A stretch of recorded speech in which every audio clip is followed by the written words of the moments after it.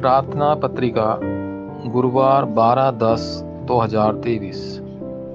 बिखरे हुए लोगों के युग के मुख्य आंकड़े। प्रेरितों 11:19।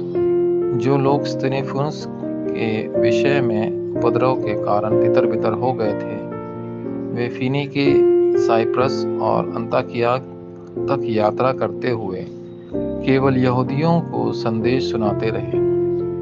इस समय आप जो कुछ भी सोच रहे हैं वह यह है कि आप कौन हैं। इसलिए आपको हमेशा 3-9-3 के बारे में सोचना चाहिए।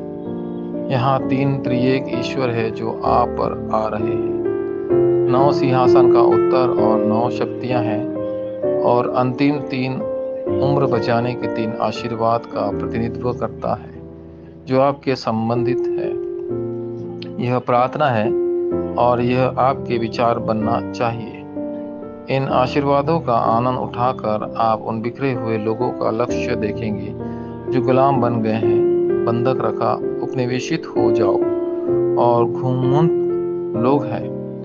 इससे भी महत्वपूर्ण बात यह है कि पहली से 5वीं RUTC आंदोलन के लक्ष्यों को देखा जा सकता है।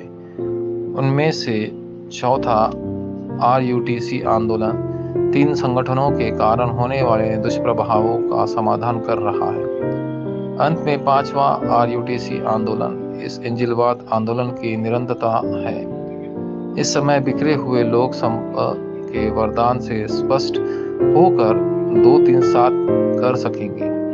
फिर बिखरे हुए लोगों के मुख्य पात्र के रूप में आपको क्या करना चाहिए?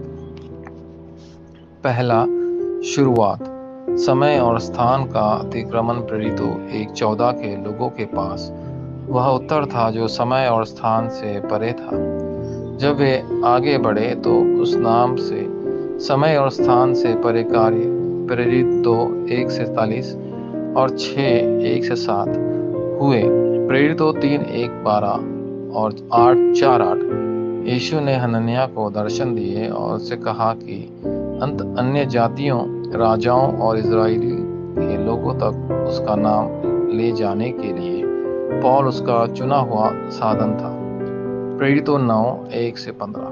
उसी रात जब बिखरे हुए लोग प्रार्थना करने के लिए एकत्रित हुए, राजा हेरोदेस की मृत्यु हो गई। प्रेरितों 11:19 और 12:1-25। दूसरा, निर्णय बिंदु। सिंहासन की शक्ति। समय और स्थान का अतिक्रमण केवल सिंहासन की शक्ति के माध्यम से ही संभव है। बाइबल में प्रचारकों ने सबसे पहले इसका आनंद लिया।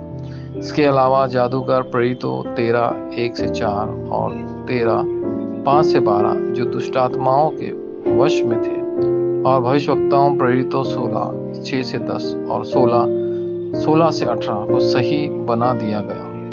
इफिसुस में मार्ग और ऊपरी कमरे का काम भी हुआ।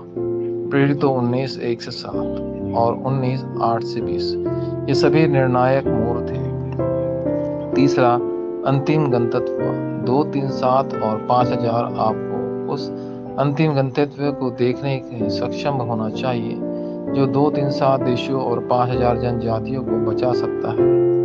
वह कोई और नहीं बल्कि आज का रोम है और राजाओं के सामने खड़ा है। प्रेरितों 19:21, 23:11 और 27:24। अंत, आपके पास ऐसे कौशल होने चाहिए जो अब तक विकसित किए गए अध्ययनों और सिद्धांतों से परे हो। आपको विचारों और विचारधाराओं से आगे निकलना होगा और उन चर्चों को पुनर्स्थापित करना होगा जो मसीह में सिंहासन स्थापित करते हैं। वाचा संबंधी प्रार्थना। प्रिय परमेश्वर, आपको सारी महिमा प्राप्त हो। मैं अब और भविष्य में सभी अवशेषों का उपयोग करने के लिए आपको महिमा करता हूँ।